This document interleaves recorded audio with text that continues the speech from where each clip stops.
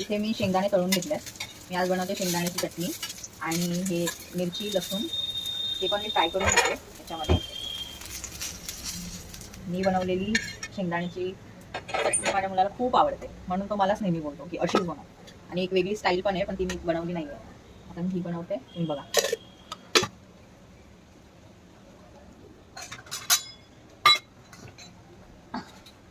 सगळं धुवून वगैरे ठेवलं होतं मी अगोदरच.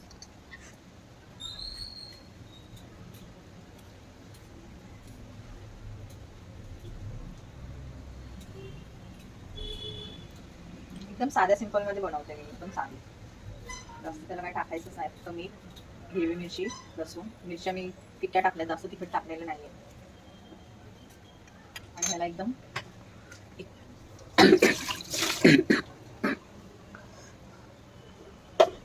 जिरं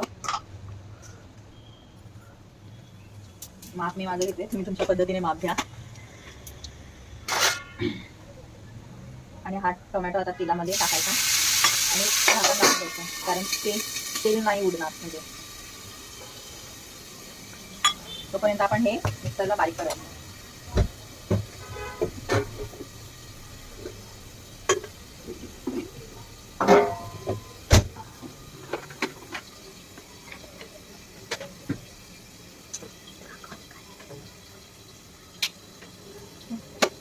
झालं.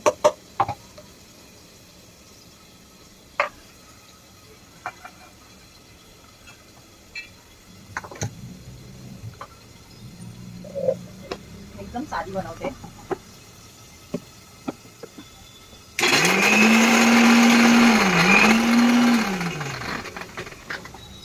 आता मिरची लसूण मी वाटलंय, शेंगदाणे पण त्याच्यातच टाकते मी. आणि एकदाच ह्याच्यावर फिरवायचं त्याला, त्याचं ते पूर्ण बारीक होऊन जाईल.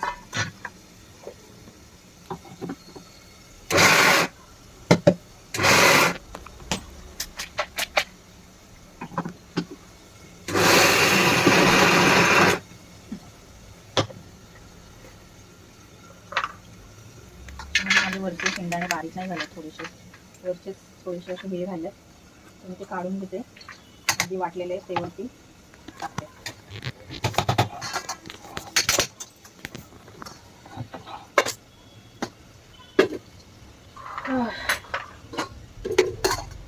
मला किचन खूप कमी लागतं, मला व्यवस्थित मॅनेज नाही होतं. जागा कमी म्हणजे सामान जास्त, जागा आहे पण सामान भरपूर आहे. हा टोमॅटो जो आहे ना, तो मॅश करायचा. ही अशी माझ्या मुलाला आवडते म्हणून मी बनवते, नाही तर एकदम साधी सिंपल येते ती पण बनवतात.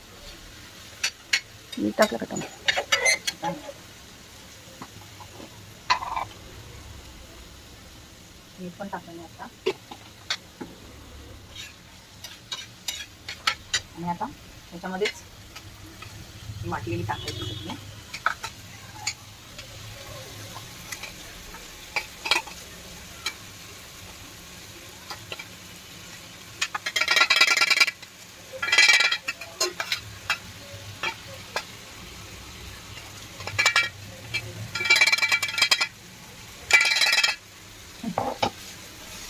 आणि त्याला एकदा असं हे करायचं.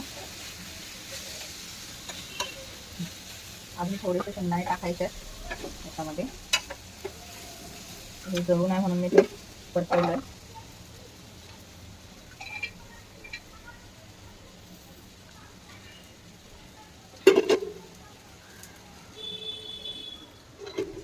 मला हात धुवायला सारखं लागतो. आता ह्याला पण एकदाच फक्त हे करायचं. समजलं?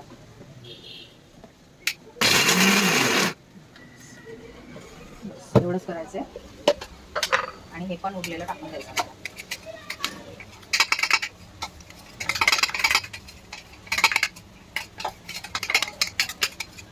हे आहे मी काढून घेतलं, कारण मी काही वेस्ट जाऊ देत नाही. आता ह्याला आपण असं फिरून हलवायचं आहे, म्हणजे खालीवर करायचं आहे.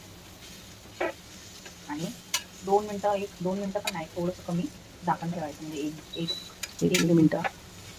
मग ही थोडीशी तव्यावर अशी खरपूस होते बस. आणि कोथिंबीर आता माझ्याकडे नाही आहे, पण ज्याच्याकडे असेल ते टाकू शकतात. हळद हळद वगैरे नाही टाकत मी, साधी बनवते. ठीक आहे.